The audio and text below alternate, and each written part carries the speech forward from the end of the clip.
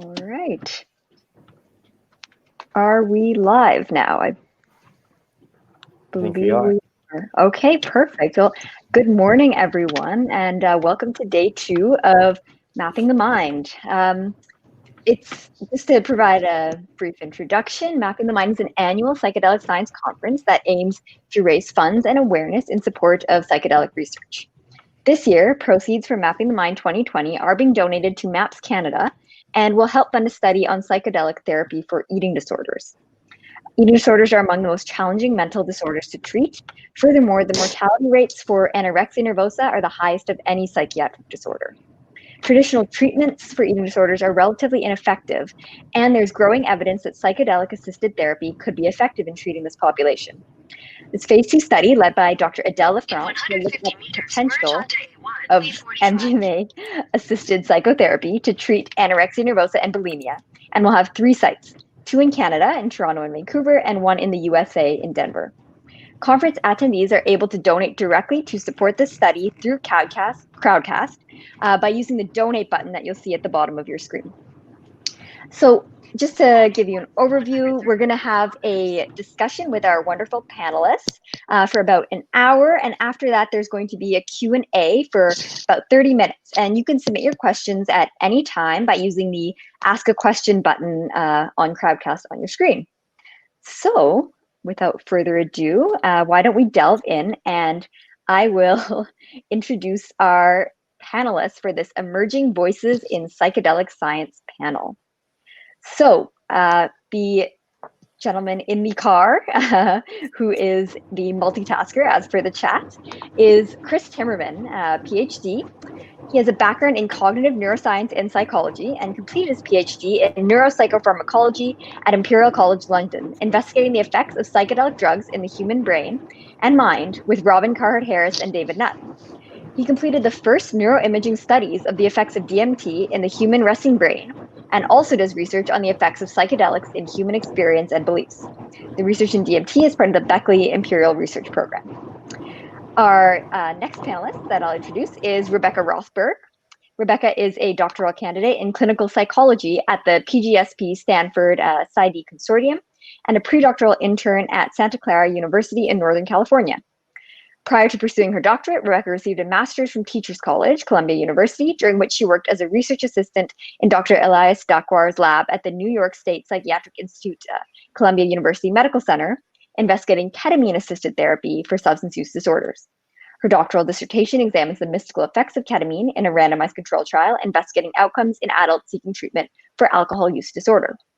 In the past 2 years, Rebecca has co-founded and co-directed the Graduate Student Association for Psychedelic Studies, a budding organization based in the Bay Area dedicated to connection and collaboration among graduate students and postdoctoral residents engaged in psychedelic research and psychotherapy. Next, I'll introduce Manesh Girn. He is a neuroscience PhD student at McGill University and has been lead or co-author on a dozen scientific publications and book chapters on topics including psychedelics, meditation, mind wandering, and brain network interactions. Manesh currently has ongoing collaborations with Robin Carhart-Harris and others at the Imperial College Center for Psychedelic Research and is investigating the brain changes underlying psilocybin, LSD, and DMT using brain imaging. His doctoral work is aimed at understanding the default mode network from a variety of perspectives. He's also been actively involved in community building around psychedelics and founded the Simon Fraser University Psychedelic Society, co-founded the UBC Psychedelic Society, and is currently a board member of the Montreal Psychedelic Society. He's also co-organizer for the Canadians in Psychedelics Conference, currently planned for April 2021. He's had a passionate interest in psychedelics and their scientific investigation since his teens, and also runs a psychedelic science YouTube channel called The Psychedelic Scientist that provides accessible discussions of the latest research findings. And finally, we have Daniel Rosenbaum, an attending psychiatrist at the University Health Network in Toronto, Ontario, who recently completed his residency at the University of Toronto. He works on an assertive community treatment team serving people with severe and persistent mental illness.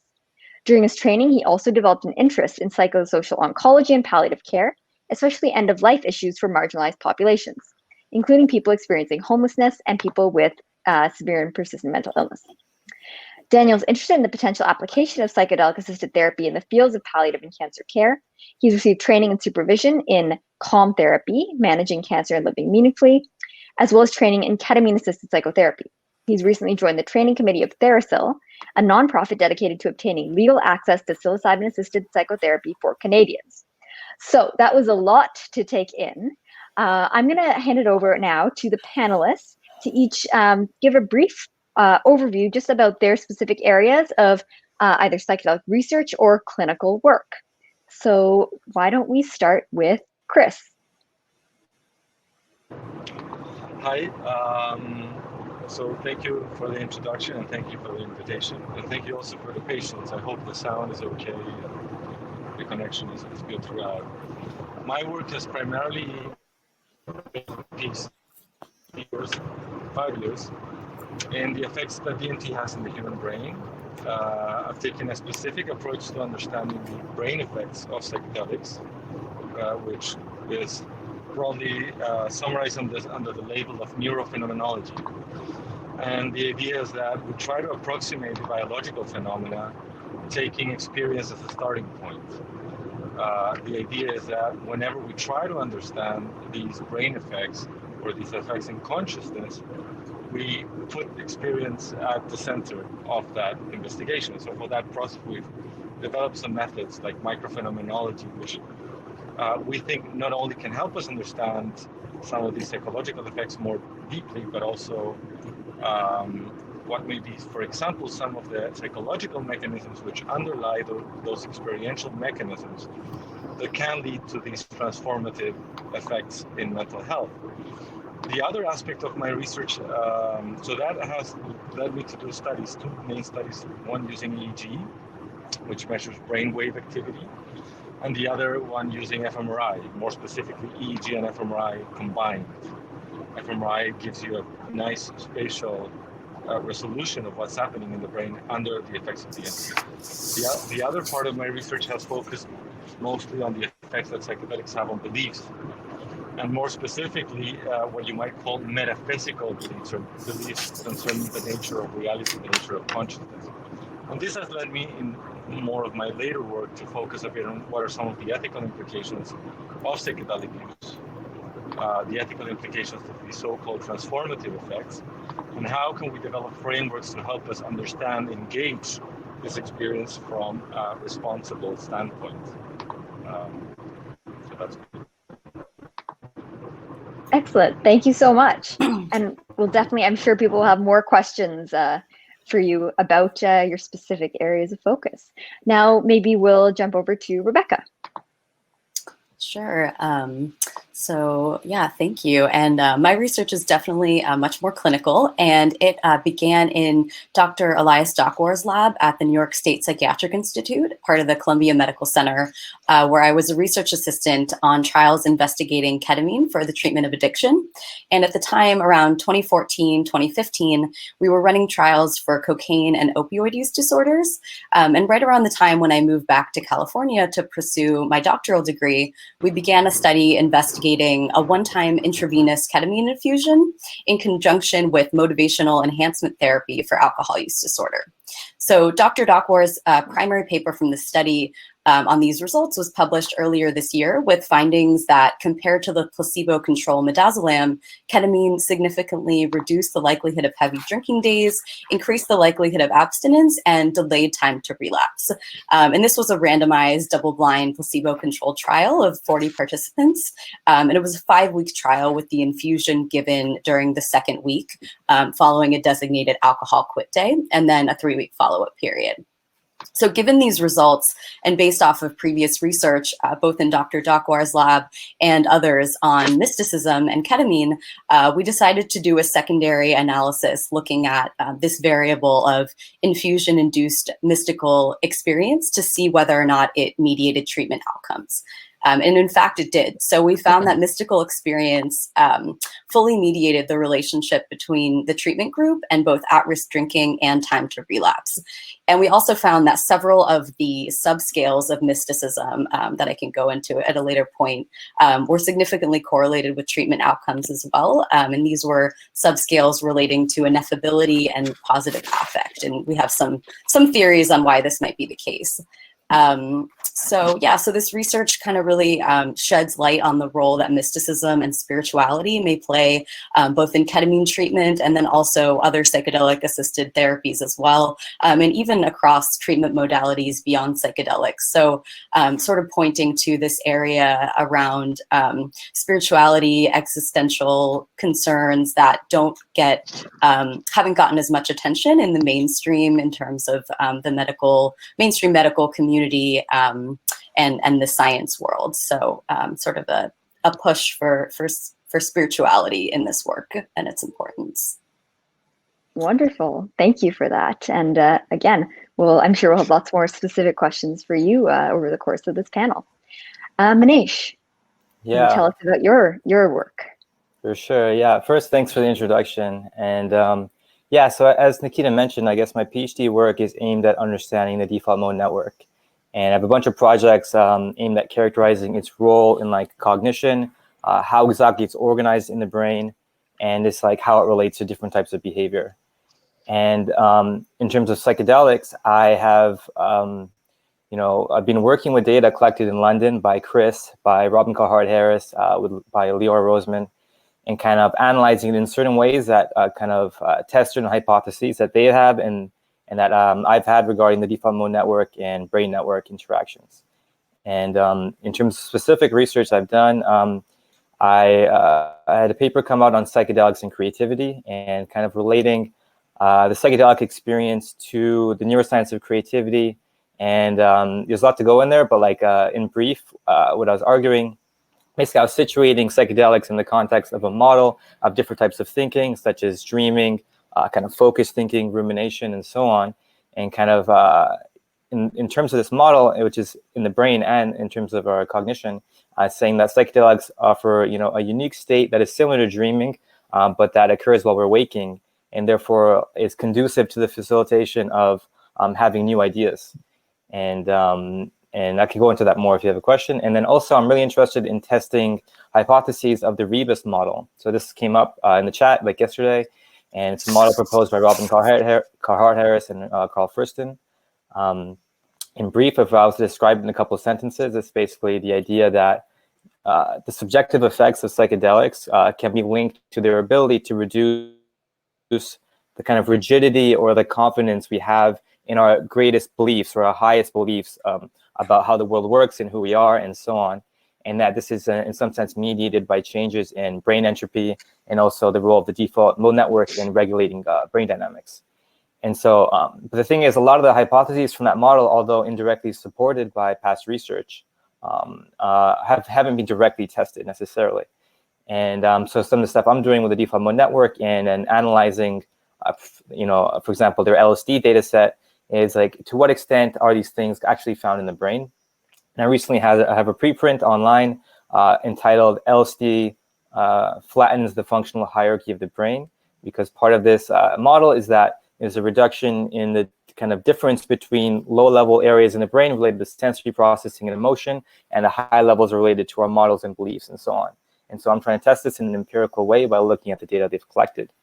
And finally, my last project that I'm kind of working on right now is I'm trying to kind of comprehensively compare LSD, psilocybin, and DMT in terms of their brain network interactions and other measures to see the similarities between them and differences as well. And yeah, I'll leave it at that, I guess. Wonderful. And again, I'm sure we'll have lots more questions on the specifics of your research. And finally, last but not least, I'll hand it over to Daniel, who can tell us some more about his clinical work. Thanks, Nikhita. I didn't hear you well before. I was having some technical difficulties, I think. So I take it you've introduced me, then read the bio that's on the website and everything already. Mm-hmm. Okay. Well, thank you for doing that. I'm really grateful to be here.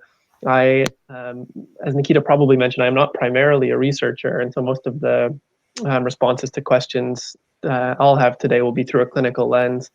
I have dipped my toes in psychedelic research a little bit. It was part of a survey-based project investigating psychedelic microdosing. This was an observational as opposed to an experimental study. But I am most interested in clinical work involving psychedelics, and particularly in the areas of psychosocial oncology and palliative care, and in the alleviation of existential or spiritual, psychological, emotional distress at end of life. And in that regard, I've become involved with TheraPsil, which is a Canadian BC-based nonprofit. It was founded a few years ago by a psychologist named Bruce Tobin, and it was initially founded with the aim to facilitate legal, compassionate access to psilocybin mushrooms for appropriate patients, starting with people facing death and dying, people with advanced cancer, and so on. And its aims have shifted to some degree. For people who are interested in TheraPsil in particular, I would encourage you to attend the panel later today with Spencer Hawkswell, who's the executive director of TheraPsil. But I'm sure I'll be speaking about it more over the course of the panel. I'll leave it there for now. I'm sure other things will come up, but yeah, excited. Thanks. Wonderful. Thank you all. So as I'm sure everyone can see from the introductions that the panelists have provided, we've got some really, really incredible individuals with a diverse set of backgrounds, also focusing clinical work and research work. I guess before we delve a little bit more into maybe the specifics of your unique research and clinical work, what initially piqued your interest in pursuing the field of psychedelics, and how did you get involved and kind of make that come about, if each of you wanted to weigh in on that? Should we go in the same order? Chris, you want to go? You're muted, I think.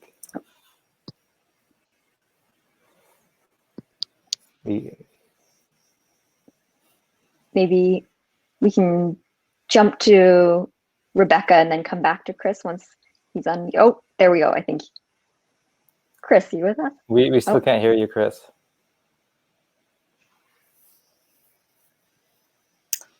I'm happy to start while he gets his audio working. Yeah. So really ever since I can remember, I've always been drawn to understanding and exploring the human psyche, which is what, drew me to the field of clinical psychology. But prior to pursuing my graduate degree in clinical psych, I actually studied art history and worked in the art world for several years in New York, where ultimately I ended up realizing what most interested me was not necessarily the art itself, but really the psyche of the artist, how the work came about and how it can have the power to transform and to heal. And so I've always been interested in creativity, spirituality, and psychoanalytic and existential themes, both in art and literature prior to entering the sciences. And along those lines, I've also been really interested in addiction and the ways that people choose to alter consciousness to transform their experiences and avoid pain. To escape or enhance reality, maintain or lose control, augment or diminish emotion and sensation.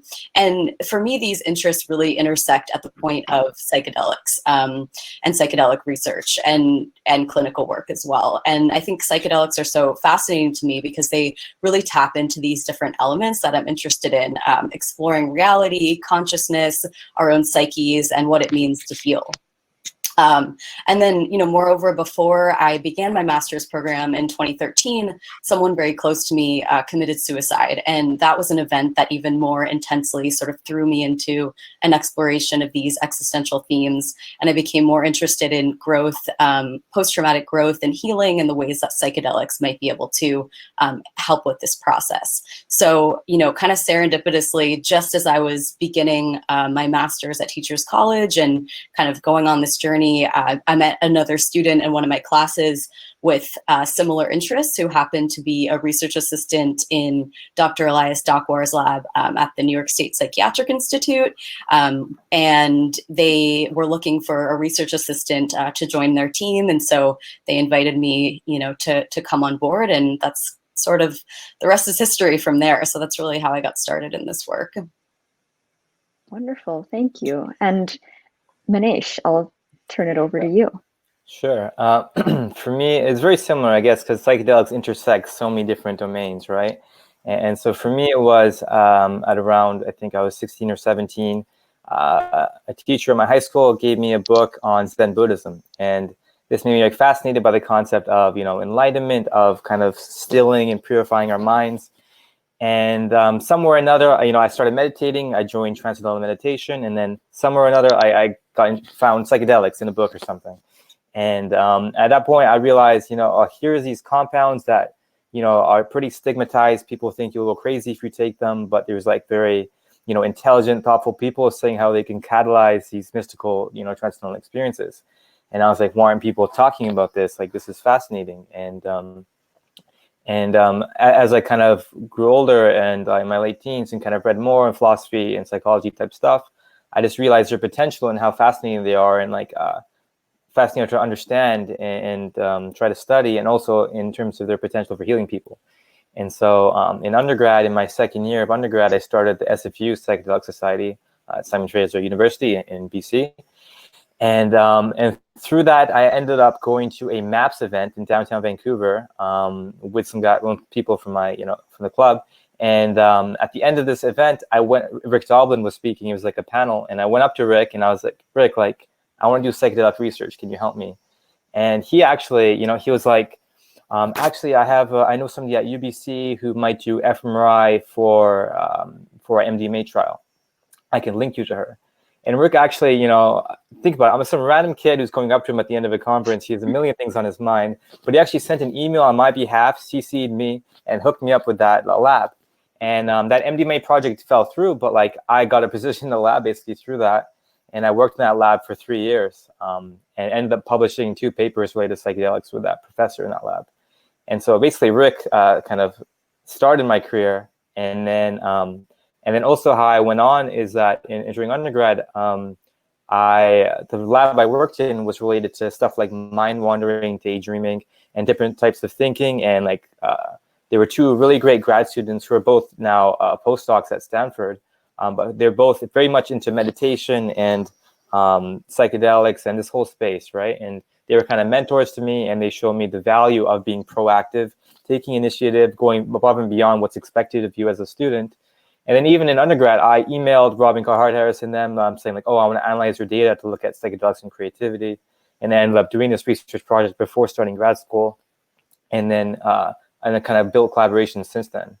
And so like for me, it was like getting, started through Rick, and then just like having a great set of mentors, and then just really just putting myself out there and emailing and being proactive and trying to, make the most of what I can get, which was getting already collected data from elsewhere.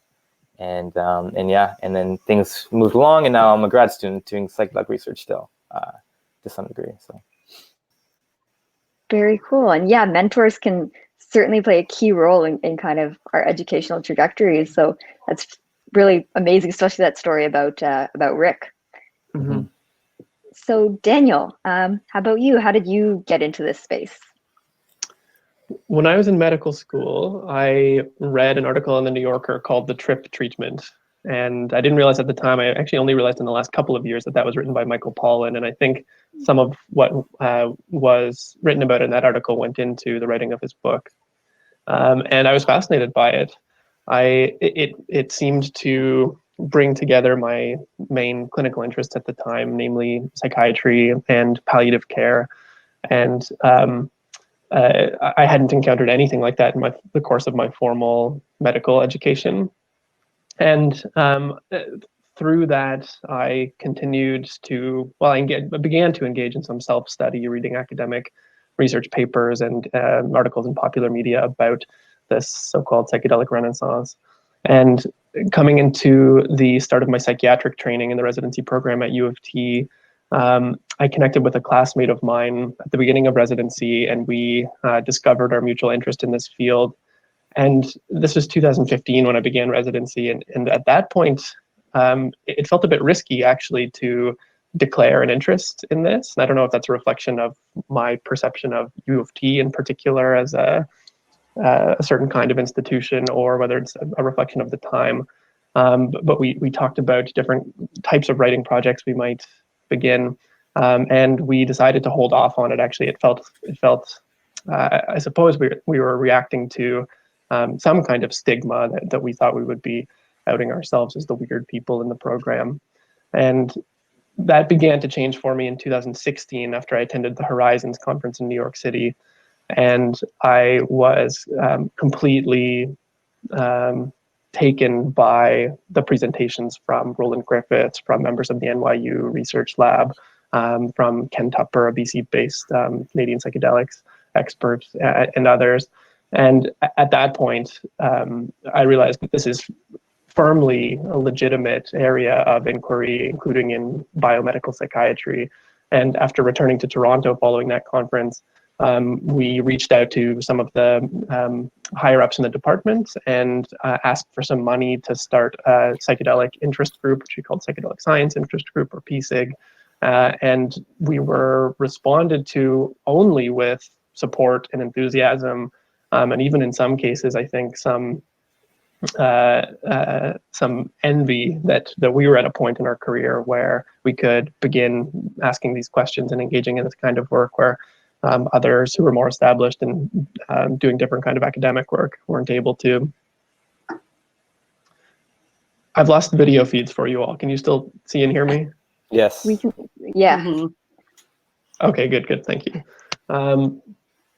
And through the experience of the interest group, which was often journal club style and at times involved bringing in speakers from elsewhere. In fact, we were able to secure funding to invite Robin Carhart-Harris to come speak to the group some years ago, which was really exciting.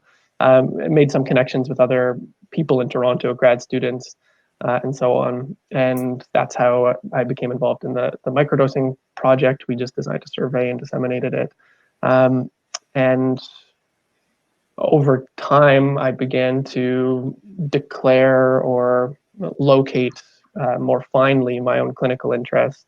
And things have really changed in the past few years in terms of the opportunities available to clinicians, at least here in Canada. And that has led me sort of to where I am today. Just briefly, Nikhita, to your point about mentorship, when I began the residency program, I wasn't aware of anyone in Toronto doing psychedelic research. And so from that perspective, it felt quite limiting that I couldn't reach out to someone and say, can I join you? Can I shadow you? Is there some way I can get involved in research? And I had the unfortunate, but I suppose educational experience of having to work with peers to set out on a certain course. And I'm finding now, since I've begun work with TheraPsil and engaging with some people who've been doing this work for decades, that I'm starting to notice the value in that kind of relationship, that kind of mentorship, and I hope those relationships continue to flourish. Thank you so much, Daniel, and especially for speaking about the stigma that does exist in this field. I think it's never been a more exciting time to be kind of an emerging voice in psychedelic science. We have this renaissance, and people are becoming more aware and accepting, and at the same time, a lot of misconceptions do remain. I wonder if either of Rebecca or Manesh, if you've encountered any stigma in your research or come up against any barriers, and if any of you have any kind of tips on how you can address that or move forward. You want to go? Sure. Yeah, well, I guess I can say, I mean, when I started in Dr. Dakwur's lab around 2014, 2015, there was definitely, it felt like it was a little more shrouded in like, ooh, like, what is this kind of like off the beaten path research that we're doing? But over the last handful of years, I've really found that there's been more of like a kind of an interest and intrigue and curiosity, as opposed to encountering really any barriers or stigma along the path. And it's almost kind of gone to the other end of things where there's such an interest, and it has such kind of a sort of like a mystical glow, for lack of a better word, and kind of wanting to be careful to make sure that I'm doing things in a ethical and kind of sensitive way, and kind of making sure to kind of be really sensitive around these topics, because there is, I think, so much interest right now, and it's blown up so much that it's sort of gone maybe to the other side of things.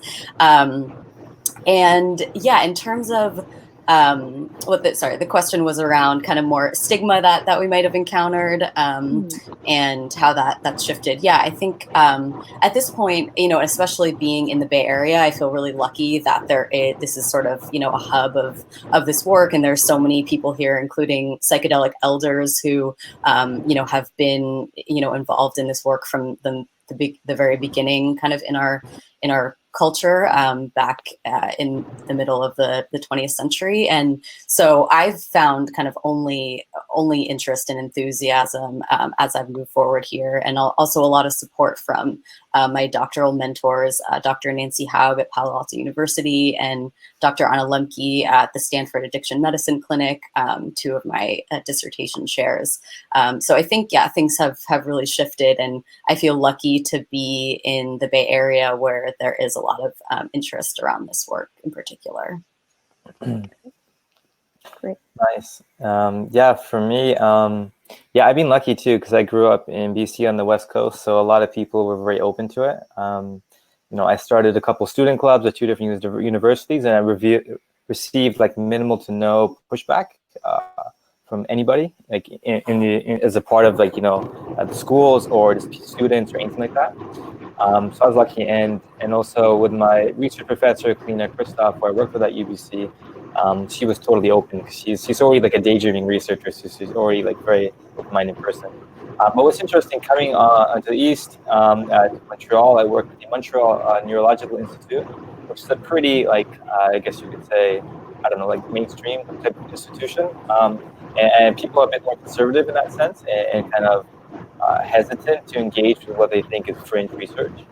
And so initially, there was a little kind of, oh, like, I don't want to be seen as you know, not a rigorous scientist engaging with these things.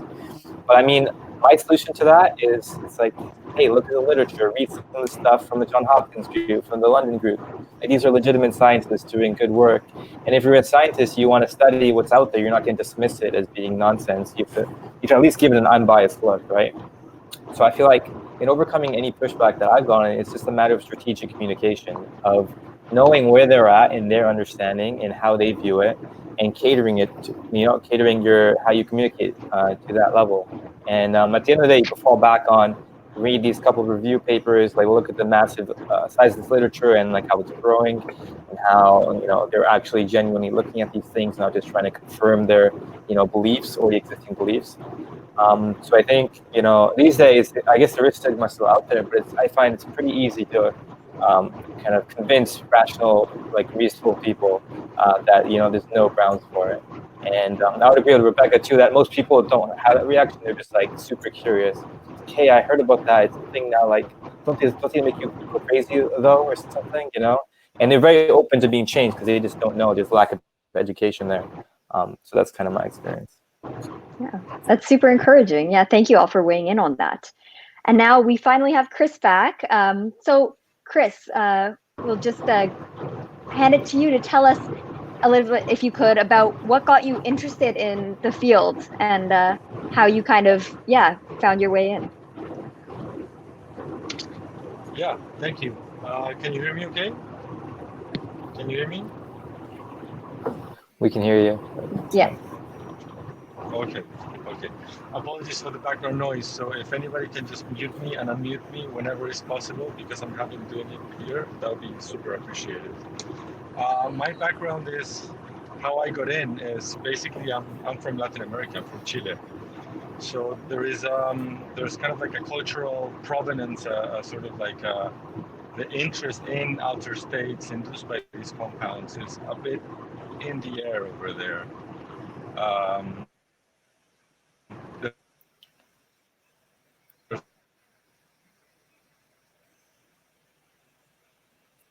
Oh, we may have lost him again.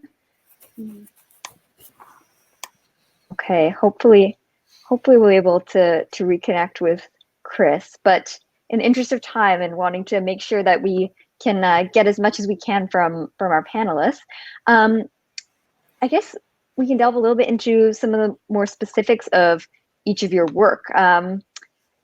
Maybe to start with, I think both Rebecca and Daniel, you had mentioned ketamine and ketamine-assisted therapy. So I'd love to hear your thoughts on kind of the differences between like the strictly biomedical model of ketamine treatment and ketamine-assisted psychotherapy, because both of those are examined in the field. And is there evidence to support the superiority of either method, or are there kind of clinical utility for both? Why don't you go ahead, Rebecca? Sure.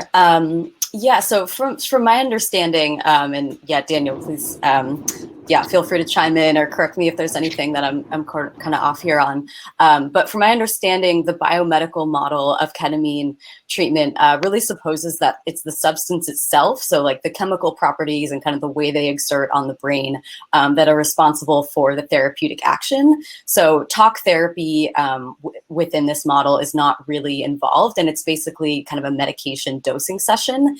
And from this perspective, I think that the psychoactive or psychedelic effects of ketamine have been viewed as sort of side effects or even unwanted kind of aspects of the treatment. However, ketamine-assisted psychotherapy is sort of a framework in which ketamine is generally given sublingually as a lozenge as opposed to intravenously or intramuscularly. And it's given within the context of a therapy session. So a talk therapy session that might be somewhat longer than a typical session with a therapist and some kind of medical monitoring.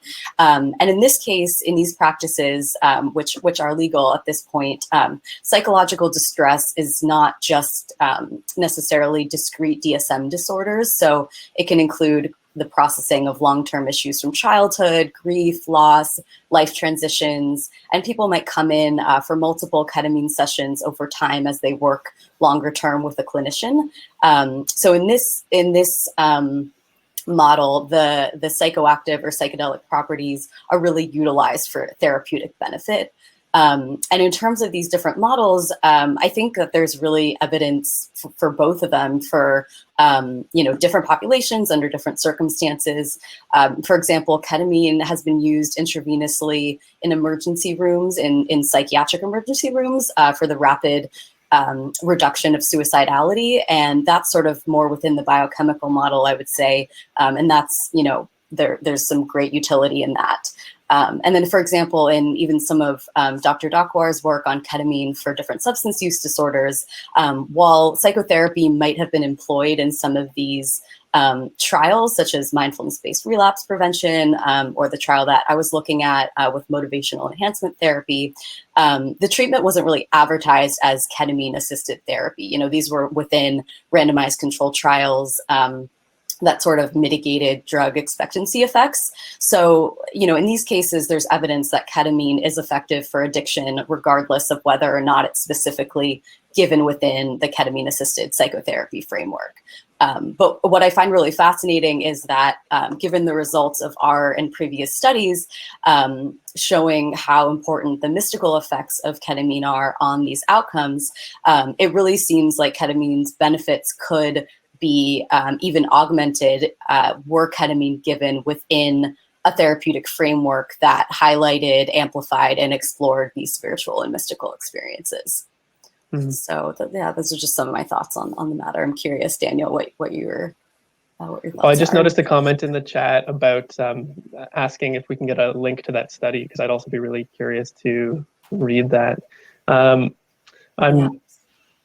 Yeah, thanks for that primer, Rebecca. I would say the training that I have had to date in ketamine-assisted therapy has involved two different potential approaches to the combining ketamine with psychotherapy. One being what Phil Wolfson would call trance dosing, and what Mark Cornfield and Susan McBride, who are two Canadian ketamine therapists, call relational dosing. So this would be relatively low doses used in either intranasally or sublingually in a manner akin to what classically has been described as psycholytic therapy.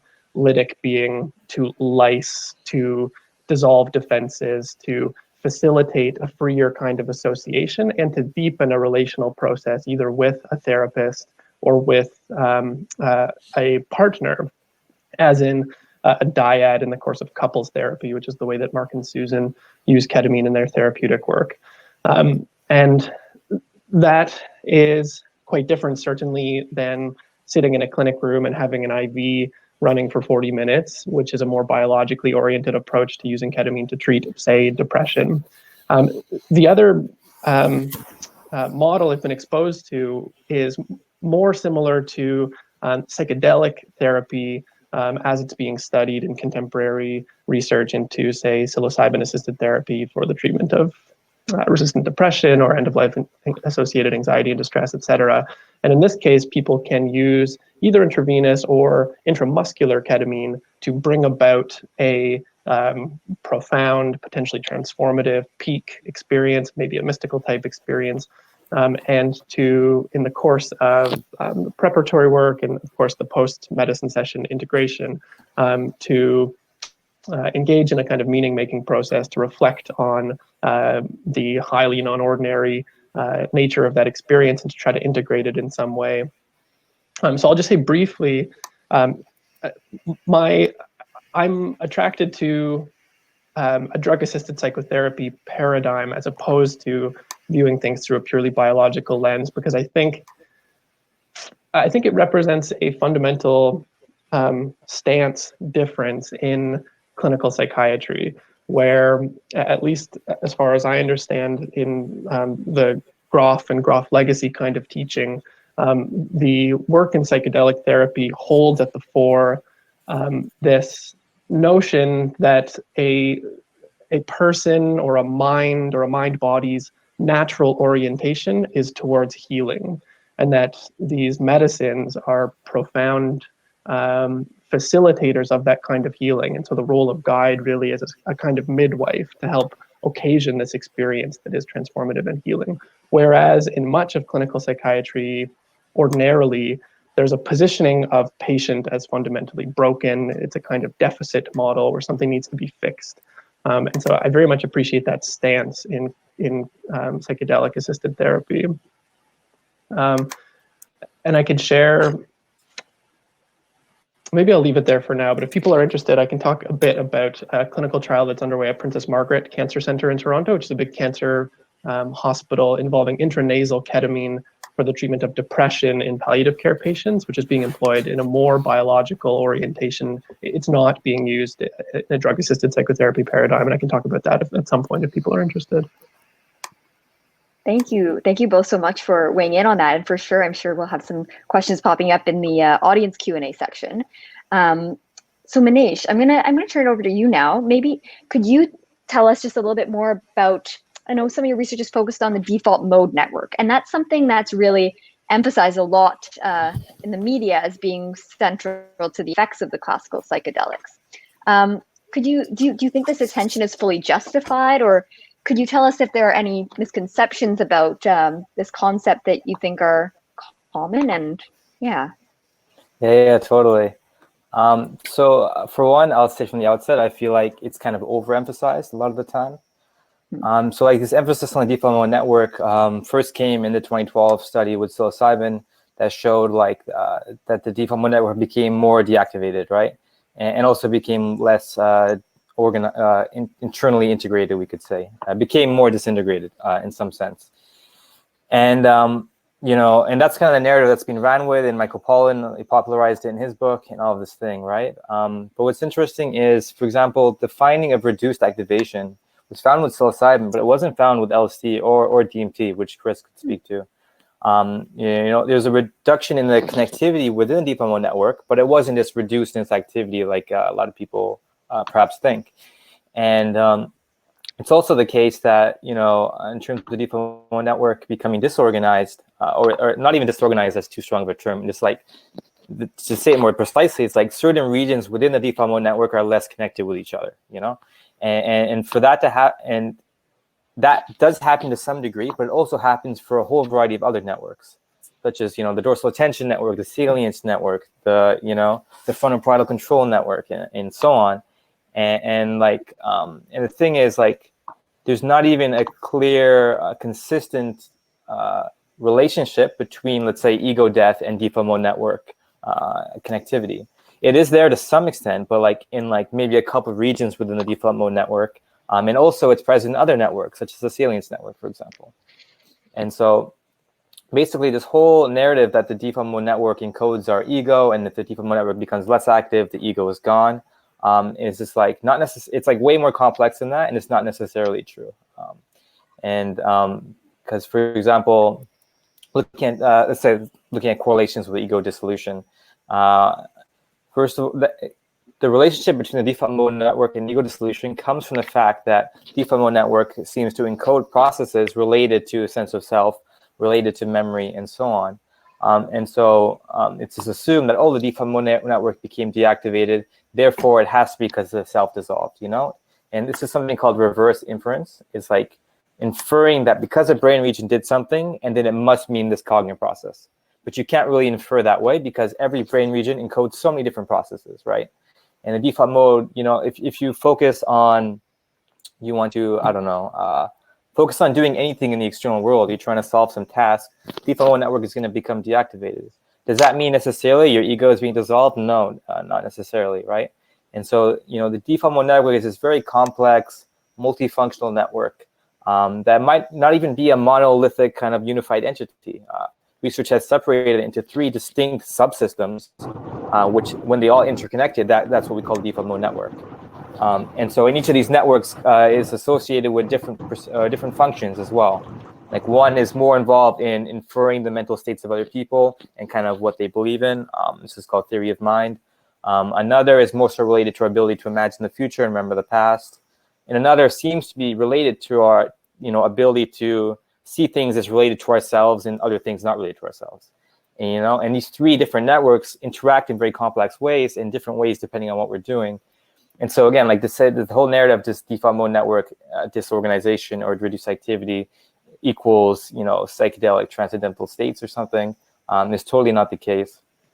And furthermore, like another narrative is that the default mode network, you know, is related to brain entropy, and like, you know, there's this kind of idea that the default mode network, his job is to suppress entropy that's coming up, and this is something that's talked a lot by you know, Robin Carhart-Harris and others, and there is some, you know, foundation for that, of course, but like it hasn't been kind of proven without reasonable doubt, for example, and like a lot of researchers don't adhere to that view, and so yeah, this is kind of a somewhat of a rant, I guess. It's like it really is more complex and nuanced, and there's a lot more research that needs to be done.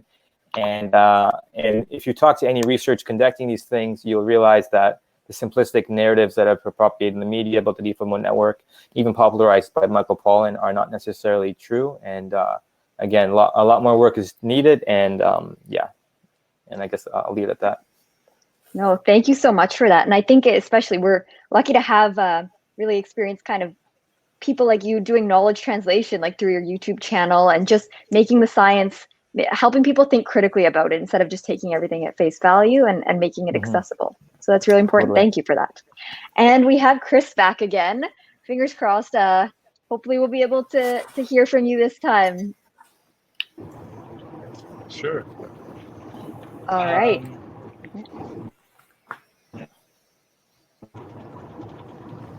Okay. Do we still have you there? Are you able to, Okay. We'll get back to our initial question, just kind of, yeah, what got you into the field, Chris? Okay. So you can hear me okay, right? Yeah. Okay, great. So like I was mentioning before, my interest in drugs comes from my background in psychology. I was very interested in understanding the human mind. Ever since I was in actually just my high school years. So drugs were always a strong interest, but there was also a broader sort of cultural background. As I mentioned before, I'm from Latin America and Chile, and the idea of altered states is a bit more pervasive in that culture, is a bit more normalized. So I was always drawn towards the idea of having a perturbational approach toward understanding the human mind. The idea is that when you have a system, you don't know it really well until you are able to understand its boundaries via perturbation.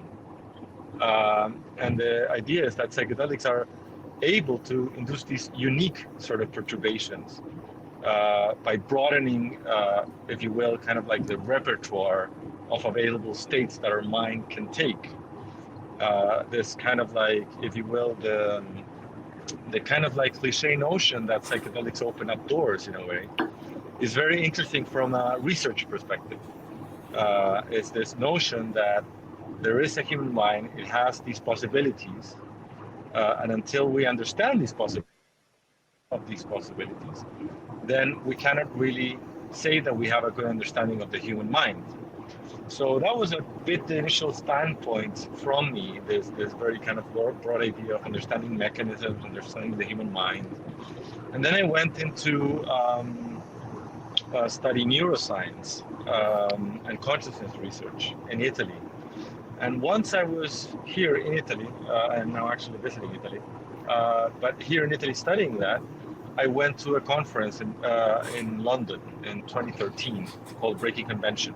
It was about psychedelic research. And in that specific conference, I was just blown away. So this was a bit at the moment in which the tide, this kind of like psychedelic renaissance, was starting to lift up again very strongly. And I was very lucky there to meet the right people who are part of my team and who work with David Nutt. So through that, I contacted the team. I proposed a PhD research project, and luckily they accepted it. They were very, very welcoming, and I've been working with the team since 2015 on this topic. Wonderful. Well, thank you so much, Chris. Really great that we did finally get to hear your perspective. I wonder if you could maybe just tell us a little bit more about neurophenomenology and the conducting these microphenomenological interviews and how that kind of informs your research. So the basic notion is, if you will, is starts a bit from the this idea of the hard problem of consciousness.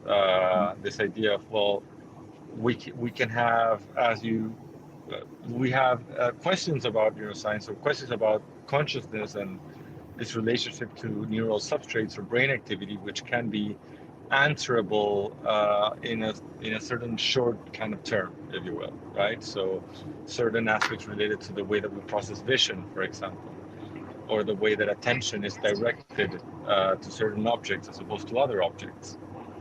So these are questions that are fairly approachable. So these are the kind of like easy problems of consciousness. The hard problem of consciousness relates more to this notion of qualia. What does it feel like to experience something? This is very important for the study of psychedelics because one of its most striking effects to anybody who goes through these experiences is that there is kind of like an ineffable component in experience. There is this quality that experience has, which is extremely special.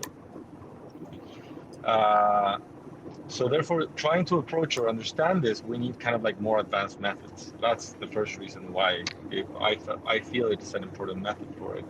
And the second aspect relates to the fact that most of the therapeutic findings or the therapeutic effects of psychedelics appear to be strongly mediated by these experiential features or these experiential mechanisms. The most typical ones that are commonly mentioned are these kind of like spiritual type or mystical type experiences. And now we're entering into a more complex narrative in which we have a bit of evidence showing that it's not just these kind of like peak experiences which are associated to these therapeutic or transformative effects, but are these kind of like these insight experiences. These experiences in which people have realizations, have learnings of sorts. In a way, it's connected to the notion of what Manesh mentioned before, this notion of creativity. The idea that you can have novel breakthrough ideas, even regarding about your own history, your own past, your trauma, etc. So because of that, and again, if we want to understand kind of like from a mechanistic perspective, whether that is psychological or neurological, the way that these drugs are affecting the mind and generating this therapeutic effects, we need nuanced methods or advanced methods to understand the nature of experience that ideally go beyond a simple questionnaire in which you tick boxes, right? So the idea is understanding this breadth of experiences and the boundaries of these experiences so that it can inform better the way that we approach the experience and we make the most out of that experience, either from a research of consciousness perspective or a therapeutic clinical perspective of the use of psychedelics. The way that it works is that basically the way that neurophenomenological research works is that you would have an advanced approach to the understanding of experience in which you take this kind of like subjective experience, this first-person data, but you mediate that using advanced methods to inform your neurological findings. The way that we've done that mediation is performed through this microphenomenological interview. So the notion is that the people go, for example, through a very immersive DMT experience that has all these ineffable components, has this kind of like overwhelming and very these features which are not easily expressed. So through a mediation, through someone, an experienced interviewer who knows that experience to a certain extent, they can scaffold that interview process so that the information which is transmitted is more validated, is less acceptable to biases, to distortions of memory, confabulations, and so on. So the way that it also works is that you anchor your memory of that experience in a process of recollection, which is more a re-evocation of sorts. You try to put the person to do some sort of like mental time travel back to the moment in which the experience was taking place, so that they can reproduce that experience. And then we take that data and we convert it into some sort of numerical information, and we correlate that with the brain activity. So that's a bit like the idea. How can we take this intimate first-person subjective data and combine it with this like distant, more cold biological brain information? Thank you so much for that, Chris. Yeah, very, very interesting. And it's really, fascinating to see how we can explore what people are experiencing. So I guess we're actually coming to the end of the initial discussion, then we'll move into the audience Q&A. But just before we do, I want to see anyone on the panel wants to just weigh in. What do you foresee as the most promising future directions for psychedelic science moving forward? Maybe we can start with anyone. I mean, I guess I could say some stuff. Well, I think one is, of course, the treatment of mental health conditions, right, at the moment.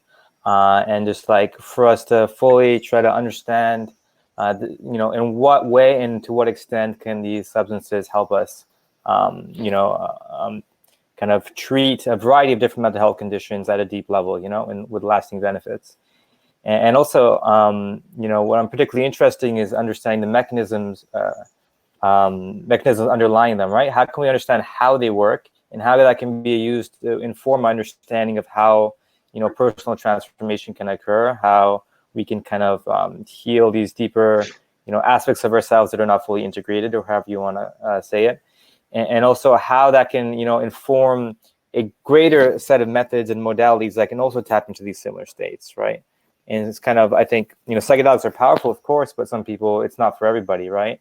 And I think understanding, more about how they might be exerting their effects in their therapeutic efficacy can lead us to understand how other ways of tapping into it, right? Like we know breath work can do it and a variety of other things. But I think having this mechanistic understanding could inform even more advanced protocols and methods. So I see that as a very exciting thing. And also, of course, the field is very much in its infancy. This is why it focuses on, medicalization and treatment of disorders. But of course, these things are so powerful for helping people who are already healthy, kind of normally functioning individuals, helping them gain more meaning in their life, more purpose, and just like, the never-ending path of like a spiritual growth and personal development, and just like, and so I feel like there's kind of a temporal progression in the research where right now we're focused on the very important problem of, individual suffering and like healing and overcoming mental health conditions. And later we'll progress into more positive psychology type kind of applications, which are already present in the research, but like not emphasized. And I think as that moves forward, as we fully start to acknowledge the potential that they have, because they do have a lot of transformative potential and a lot of potential for applications in a variety of areas that are far from being currently even acknowledged by the research, right? And so like for me, it's just like, I'm really excited for the progressive unfolding of what they can do and kind of getting clear on the limits and bounds of that and how that can give us a deeper mechanistic understanding of the human mind and psyche and the process of healing and growing. Yeah. Wonderful. Thank you. Rebecca or Daniel? Sure. Yeah, I think that was very well said, and I definitely echo all of what Manesh is saying. Along those lines, UC Berkeley actually just announced this week that they're launching a new Center for Psychedelic Science and Education, and they're actually focusing, it seems to be, more on healthy participants as opposed to more of the clinical research, mental health disorders that has gotten a lot of attention so far. So I think this will be a big step in investigating cognition, perception, emotion, and their biological bases in the brain to help us understand these substances a bit better. And they're also planning to partner with the Graduate Theological Union, so which is a consortium of religious and theological institutions in the Bay Area. So they're looking at really delving into this area of psychedelics and spirituality, which I think will continue to garner some more attention. And then additionally, I think that as we kind of move from this one-person framework outward, I think there will be more research on interpersonal kind of psychedelics and the interpersonal field, such as couples therapy and group therapy, both for the reasons that, you know, certain psychedelic medicines, particularly MDMA and psilocybin, can, you know, engender feelings of safety and connectedness to help heal interpersonal wounds, as well as for reasons of accessibility and affordability around group therapy. So I'm certainly hoping that those are modalities that are investigated in the near future, and I think that's certainly possible. Thank you. And either Chris or Dan, yeah. Do you want to go ahead, Chris? Is he there? Oh. Can you hear me? Yep. Am I unmuted? Okay, great, thanks. Yeah, like apart from the things that have been said already, which I completely agree, I think the greatest invitation right now in the space seems to be about how do we develop contexts that can maximize the efficacy and safety of the use of these compounds. And I think this applies both to research contexts and also clinical therapeutic contexts. I think the idea of set and setting is absolutely pivotal, and I think that the kind of like the understandings that we can get about set and setting and how these contexts and the features of the context and the devices that we can have and the technologies that we can use to accompany these experiences, which range not only from just the music that you can use, but also the role of the therapist, you know, what preparation and integration entails, whether or not you have one or many psychedelic sessions. I think the idea that we can have like an open space to that, to explore safely and to advance our understanding of these substances, both at the clinical level and at the research level, is really exciting. I think there are many possible ways in which those effects can be maximized. But at the same time, I think it's very important to advance in a very kind of like careful and responsible manner. I think there are very important challenges ahead of the field. And namely, one of the most important is how do we validate these insights that people have, and the tricky aspects that come with these insights many times when they happen, you know, when we're thinking about the mass scale application that they can have, right? So I think that there's a lot of reasons to be excited, and also really excited challenges on how do we use them, the precise application and the context in which they're applied. Thank you so much, Chris. And Daniel, any last words on that? Tough to follow those answers, which I thought were all very excellent and really thoughtful. I did think it's interesting that both Manesh and Chris began by talking about the excitement or promise around clinical applications, because I was tempted to begin by talking about my excitement as a fan, I guess, more than anything, with the basic science opportunities, the exploration of consciousness, the hard problems that people have talked about, the functional architecture of the brain, and so on. I will echo Chris's comments about the importance of proceeding with utmost care and caution. Things are changing very, very quickly, and with reduction in stigma, reduction in barriers, increased access, I think there is a potential for things to be carried out irresponsibly that could, in very real ways, at least slow momentum, if not put a real wrench, or I don't know what the expression is, stick in the cog or something like this. I'll say in terms of my clinical interest, there's an excellent paper written, it was published either this year or last year by Beaussant, Beaussant, I think. The first name is Ivan or Ivan, Yvan, and Ira Byock is the corresponding author on that paper. He was a very prominent palliative care physician in the United States, and it identifies, they conducted interviews with various kinds of clinicians in the field of psychosocial oncology and palliative care, trying to identify research priorities in this clinical area. And I think, both from a practical level and in terms of exciting research possibilities in the field, that's been an important place for me to start and to gain some orientation as the work with Therasil starts to veer into research aims, questions about how integration is best done, questions about, as Chris mentioned, the role of therapist, how can the facilitators' guides best optimize the clinical effect, the treatment outcome. The role of music seems to me a huge, potentially unanswered, I don't know about unanswerable, but I find that very fascinating as well. And of course, the purported mechanisms of change. I mean, the field is so wide open, and it's really fun to be a part of. Thank you all. Yeah, truly an exciting space to be in, and moving forward with caution is vital.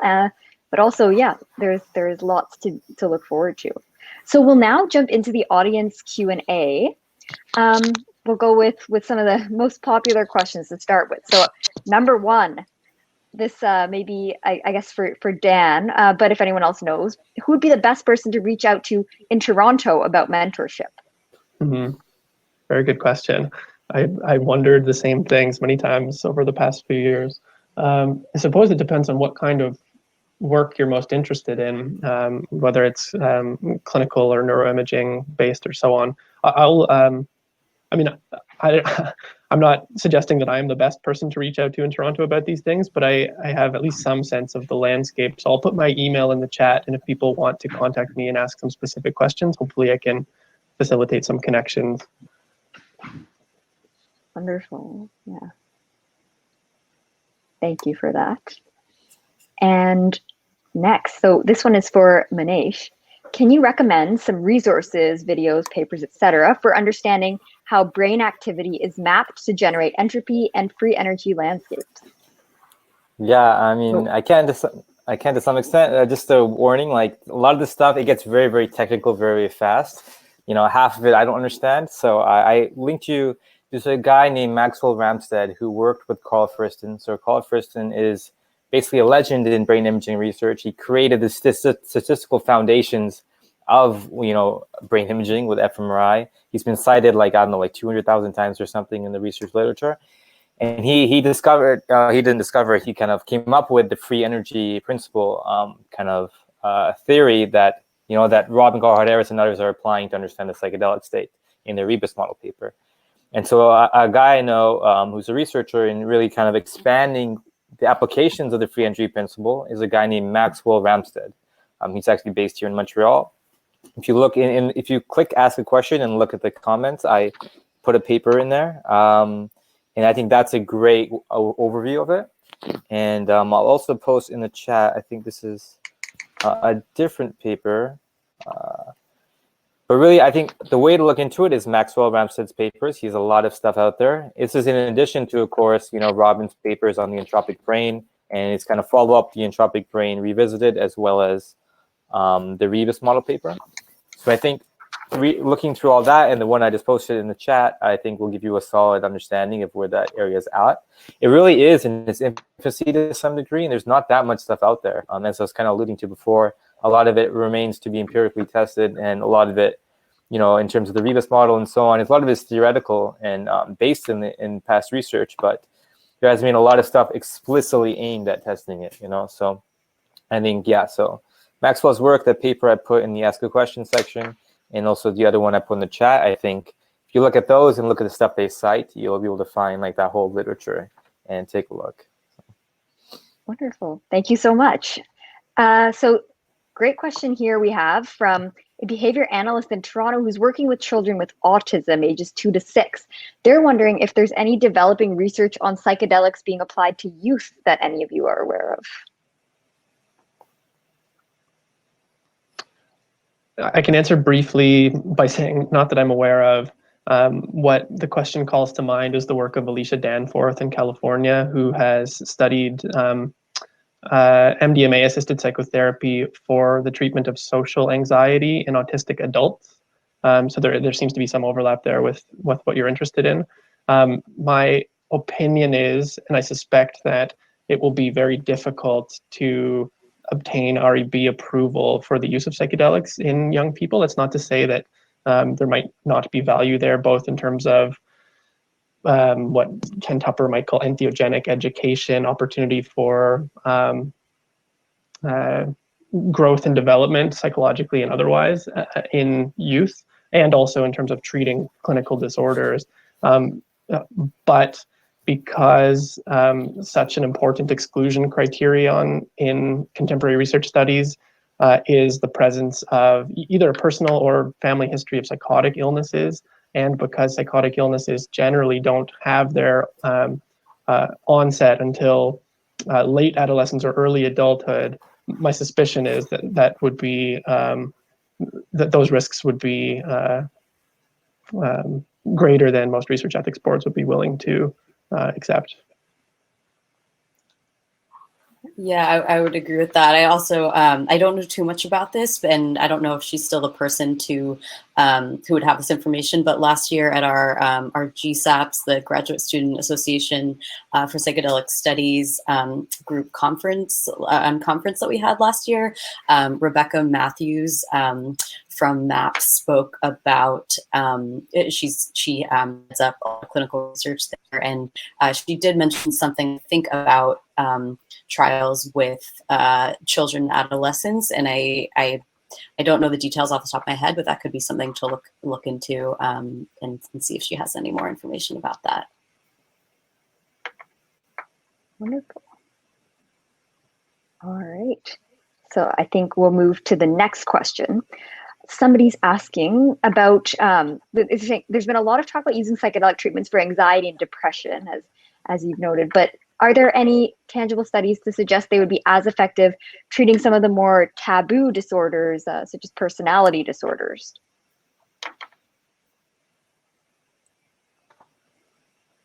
Yeah, that's something that I don't know that there is research on that for some of the reasons that Daniel mentioned around kind of getting IRB approval for populations that might be at higher risk for greater mental health concerns, but that's an area that I'm certainly extremely interested in.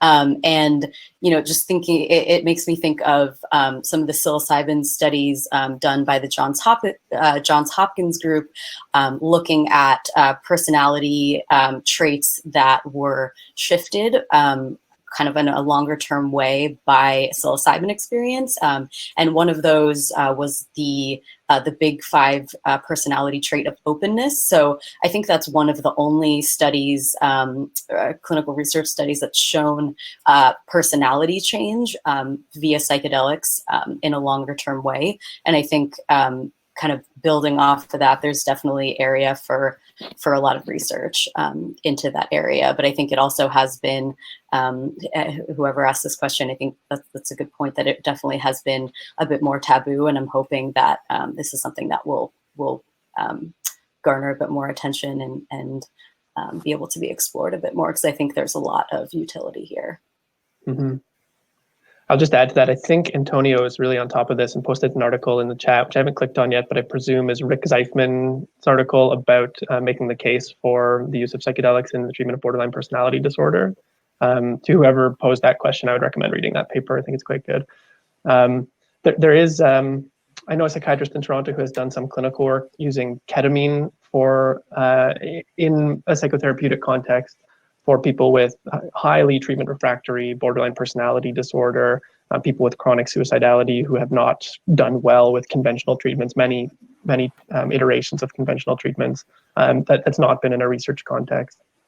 And I'll just add, this is slightly tangential, but Rebecca, your reference to the McLean paper and personality change in the domain of openness made me think about an opportunity for research at the clinical level in the domain of ethics.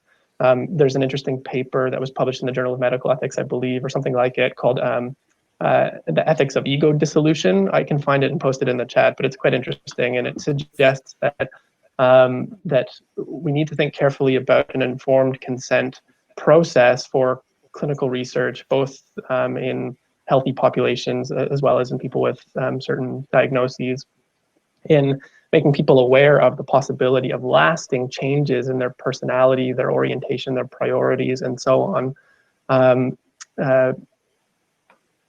this is of particular interest in the Canadian psychosocial oncology and palliative care context, where questions about MAID, medical assistance in dying, often come with interest in this therapy for the alleviation of those kinds of distress. And so how we think about approaching the influence of a psychedelic experience or a course of psychedelic therapy on the decision to request or proceed with medical assistance in dying. So thanks for indulging me with that tangent. Thank you so much. Yeah, very, very valuable perspectives. We have a question, very interesting one, about how the panel feels about therapists taking psilocybin for experience to help their clients. And I guess this relates to some of the work that Therasil is doing. And also whether any of you have, well, they're asking about taking any of these substances as part of research training. Yeah, I'd be very curious to hear your thoughts on whether that's something like that we should give serious thought to, and how would a legal context for this, having psychedelic experiences as researchers and as clinicians, advance us?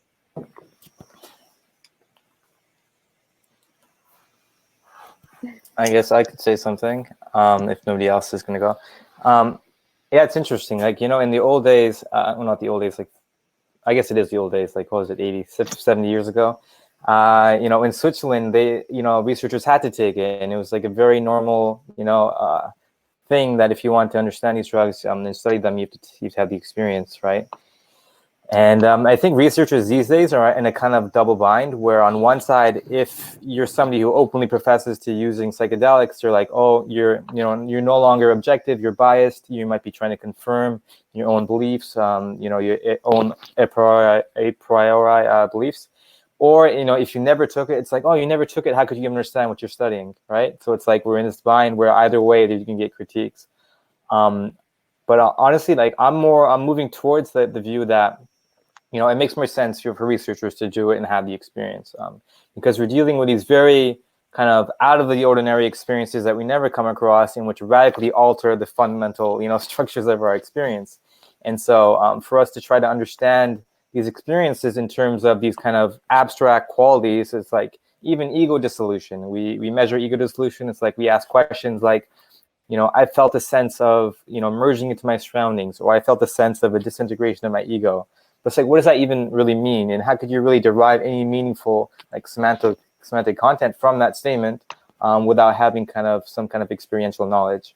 And I think it's a lot of the case for a lot of the subjective measures we use when we try to quantify these extremely complex and variegated, you know, experiences. In order to really understand what it is you're studying, I think you have to have some kind of personal experience or familiarity with it. Otherwise, it's just words and, you know, and numbers, and you don't truly, you know, get behind them. So. Yeah, I think this is definitely something interesting to consider. And I appreciate the distinction between kind of the difference of what it would be like for clinicians versus, researchers, and sort of the different, dilemmas and questions that might arise from that. I think from my experience on the clinical side, to me, I think the people who are drawn to clinical research and psychedelic assisted therapy as clinicians are often, seekers and explorers and curious about exploring their own inner worlds as much as they are the inner worlds of others. And, there's always sort of been the question, I think, around therapy, which is, can we lead others to places that we haven't gone ourselves? And so, my gut says that it is important to explore having clinicians and researchers have these experiences so that they can have a sense of what, their clients are going through if we're talking about it in, from a clinical sense.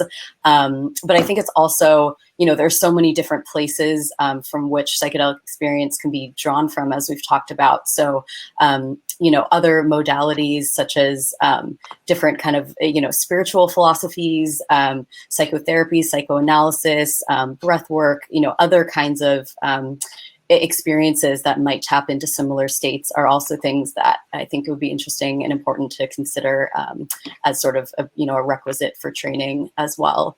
But yeah, those are just some of my off the cuff thoughts about that.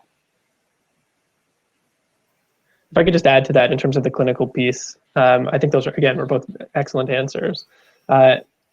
It seems to me that the answer in terms of the importance of personal use of psychedelics for prospective therapists, it's much more straightforward and clear, I think. And there are compelling arguments that have been made. I feel like most of my answers are just citing other people's research, but there's a good paper by Nielsen and Gus out of NYU making the case for therapists' own experience with psychedelic-assisted therapy in the course of their own therapy training. And they make parallels with historically, in order to be certified as a psychoanalyst, one had to undergo their own psychoanalysis for similar reasons. And similarly with mindfulness-based psychotherapies, it's critically important that people engage and develop their own mindfulness practice. And this is something that TheraPsil has begun to think about and work on it in a very concerted way. So that and again, Spencer Hawkswell, I imagine we'll talk about this later on today. He's the executive director of TheraPsil. I think a great deal of stigma would be done away with if therapists could legally use these substances as part of their therapy training. And for that reason, TheraPsil has facilitated the application of prospective therapists for an exemption, an application for an exemption from the Canadian government for therapists to legally possess and consume psilocybin mushrooms as part of their therapy training. And I think through that, you would be able to ask research questions and study the impact of these kinds of experiences on developing therapists. And from there, you would have an evidence base with which to more soundly answer the kind of question that was posed and that Nikhita, you shared. So we'll see what the government does with these requests. I sincerely hope that these exemptions are granted. Thank you. And Chris, any thoughts? So I presume they by research. Sorry. You're going in and out. You're muted right now, Chris. Okay, now say something. Still muted. Oh, now we can hear it. Yes, good. Yes. Good. Okay. Yeah. So I think it's a very interesting question. I assume it's about the use of psychedelics by the researchers and the therapists. I don't know. I have a bit of a mixed answer. I would say that from the point of view of therapists, it's a much more straightforward, like it was mentioned before. Definitely within the context of their own therapeutic process, especially, I would say it's important. And in the case of of researchers, I think it can guide the research questions in a very interesting fashion. It can guide the quality of approaching the problem, approaching the way that you examine, for example, experience and try to gauge on those concepts which are very complicated to operationalize. like Manesh mentioned, like ego dissolution. What are we talking about there? But I would say that always the process of people having their own experiences, it's important that they are mediated in the right way. I think that we have, on the one end of the spectrum, sometimes people coming into the space who don't have enough experiences with the substances, and therefore they don't understand the nuances of the processes and what needs to go in there to have a comprehensive view of how to approach it when giving it to someone else. And on the other end of the spectrum, you also have people who engage in the community without, in my opinion, enough critical judgment of their own experiences and the biases that can come through their own experiences and the examination of that experience. So I would say that the ideal way to approach that is through appropriate levels of mediation. So if it is in a therapeutic context, that it's in a therapeutic process that has sessions of preparation and integration, and that mediation is thorough. And in the context of research context, is that ideally is mediated within research sessions themselves. So one of the practices that we do sometimes is that people from, like I, for example, participated in my own study as a research subject because I felt it was necessary to understand those safety aspects. That was part, I felt it was like an ethical sort of question, also to empathize better with the experience that people were having there. So I would say, yeah, I would say it is important, with the caveat that it is appropriately mediated. Yeah. Wonderful. Thank you all for weighing in on that and for your nuanced exploration of that. If I could just add one last simple metaphor or analogy that as people have mentioned, and probably most people tuning into the webinar are aware, the psychedelic journey, the experiences occasioned by psychedelic substances are highly non-ordinary and bizarre. This is a metaphor that I'm borrowing from Mark Cornfield and others, I'm sure, but in terms of what you would wish for in a guide or a therapist, you can make a similar parallel perhaps to a lifeguard. You obviously wouldn't want a lifeguard who isn't trained how to swim. And so if someone is swimming in these potentially rocky waters, it's critical that someone knows how to navigate, guide, offer lifelines, and so on. I think it's a fair metaphor. Perfect. Thank you. So, question here, can any of the panel speak to the important work being done with chronic pain patients? This group suffers from so many of the conditions which psychedelics are being used, such as PTSD, depression, anxiety, addiction, obsession with the physical body, and there seem to be many opportunities for investigation with psychedelics in this group.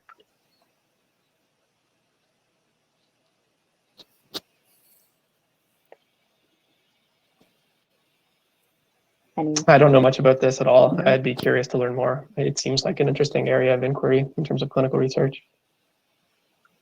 Yeah, me either. There was a paper that came out recently, I think, through the Beckley Foundation, showing microdoses of LSD for pain, for management of pain, for reducing, I guess, the strength of acute pain. But I don't think there's anything necessarily done on chronic pain yet. But obviously, there's lots of potential there, and I think that paper was probably the first little step in that direction. And I'd imagine over, the researchers who did that probably have these kinds of things in mind for the future. So, perfect. And I think somebody has actually linked to that paper as a comment on the Q&A. So that's great that we have that. Now, I'm just keeping an eye on the time. Looks like we only have a couple minutes officially left in the session before the 1 hour lunch break. But for anyone who wants to stay on, we can continue going through some of the audience questions. And if any of the panelists have to leave, that's all right as well. But if you're able to stay, we can keep trying to power through some of these. So the next question we have here is, in relation to psychedelics, is there any research being done surrounding safety to see if prolonged use has the potential to be negative, for example, causing psychotic breaks or triggering schizophrenia?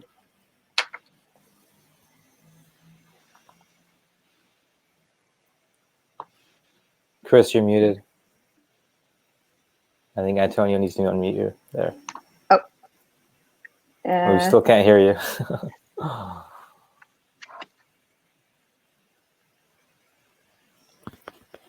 No. Okay. Oh. Okay. Oh no. I think he's probably gonna come back, I think. But okay. I mean, I can maybe comment. I'm not like, an expert on this or anything like this, but I know that from what I could tell in the literature, it doesn't seem like these things can induce, disorders such as those that don't have any, and people who have no predisposition to them, right? I don't think they can just bring them out de novo and just like induce these lasting psychotic experiences. As far as I could tell, if irresponsible use with the wrong amounts of dosage and without taking setting into account, you can have transient episodes for sure, and this kind of stuff can happen.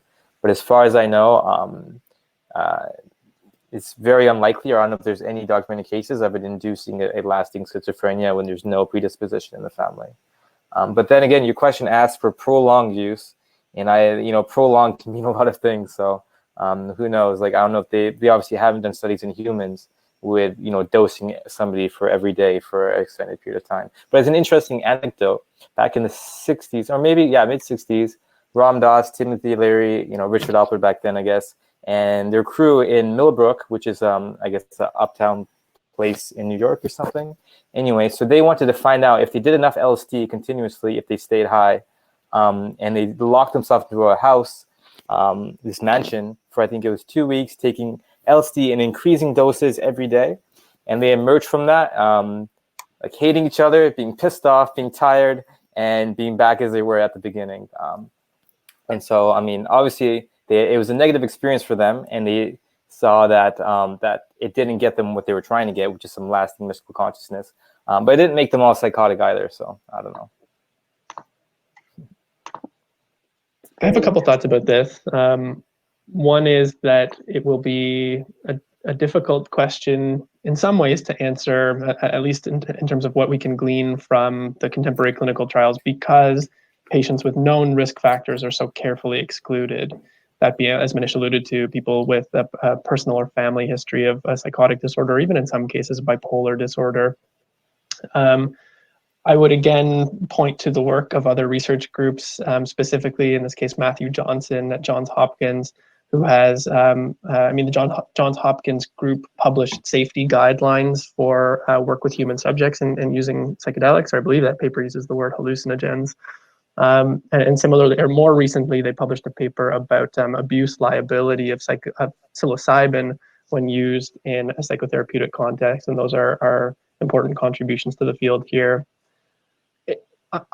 I personally am curious about the potential for my other main area of interest clinically has nothing to do with psychedelics, or at least not yet potentially, which is the care for people with severe and persistent mental illness, including schizophrenia. And there's a whole antipsychotic medications which are used to treat so-called positive symptoms of psychosis, things like hallucinations, delusions, disorganized thinking, and so on. The medications that we do have offer some benefit for the treatment of those symptoms. There's a whole other cluster of symptoms that people with schizophrenia suffer from, which are often much more disabling than the so-called positive symptoms, which people have called negative symptoms. Apathy, amotivation, anhedonia, asociality, alogia, these kinds of things. And from what I can glean based on anecdotes or the reports that are starting to emerge from survey-based research involving microdosing, a lot of the things people say they derive benefit from in terms of their LSD microdosing are things like improved energy, improved concentration, a greater degree of motivation or interest. And it seems like those things map, at least to some degree, onto negative symptoms of schizophrenia. And I think it's potentially a worthwhile question about the role of these substances for the treatment of that part of the illness. You'd have to do a very, very thorough, I think, literature review and make a really sound case about how you might monitor this in a feasibility study, of course, first to start with, and then eventually with larger scale clinical studies. I'm certainly not suggesting or advocating that people do this. I think the line we should toe at the moment, based on our knowledge and the evidence base, is that people with a risk for psychotic disorders should avoid using psychedelics. I think there are some worthwhile questions to be asked there, though, and thought through in a careful way. Thank you all so much. I think we'll probably stop there. And I apologize that we weren't able to get through more of the questions, but it looks like there is a link that's being set up for over the break, people to continue the conversation. I'll just now, we'll wrap up. Thank you to our incredible panel for all of your eloquent and very thoughtful, insightful answers. We are so fortunate to have all of you as emerging voices in this field of psychedelic science, and the future certainly looks bright when we have all of you working in research and clinically. I just wanted to see if there's any final remarks from any of the panelists before we wrap up. I mean, I could say some things, I guess some advice for aspiring psychedelic researchers. Like definitely get involved in your local psychedelic society. Network, as in every field, like knowing people is what's going to help you progress no matter what. So like get yourself out there, connect with people in your community. Reach out to professors, look up professors, see whose research area makes it seem like they might be, receptive for psychedelics. Reach out to them, of course, do your homework, come off as well-read and rigorous and enthusiastic. And that can do a lot in allowing yourself to get your foot into the door with these things. And then always, I think collaborations and opportunities are just out there for you to go and get if you're proactive and take initiative. And they won't come to you a lot of the time unless you're really lucky. So I'd recommend, don't underestimate your ability to create opportunities for yourself, connect with people, reach out, and do your homework. So. Yeah, I would definitely echo that. I think so much of it is just coming out and being open about what you're interested in and what you're passionate about, and connecting with other like-minded people, whether it's other students, colleagues, mentors that you could be in touch with. I think this panel has been really inspiring for me personally, especially with everything going on in the world these days. I feel very inspired about the work that you all are doing as researchers and clinicians. And Nikhita, thank you so much for moderating this panel. It's really been an honor to be here. And I definitely feel more energized about my own personal work, and I'm excited about what's to come. So thank you all. Yeah, likewise. I'm glad again. You guys both went first. Those are really nice ways to wrap up. I don't have anything else to add except thanks, Nikhita, and Manesh and Rebecca. Thank you both. I don't think Chris is on the call any longer, but it's really neat to hear about your work. Likewise. Thank you, guys. And thank you so much, Nikhita. Oh, my pleasure. It was an honor. And take care, everyone.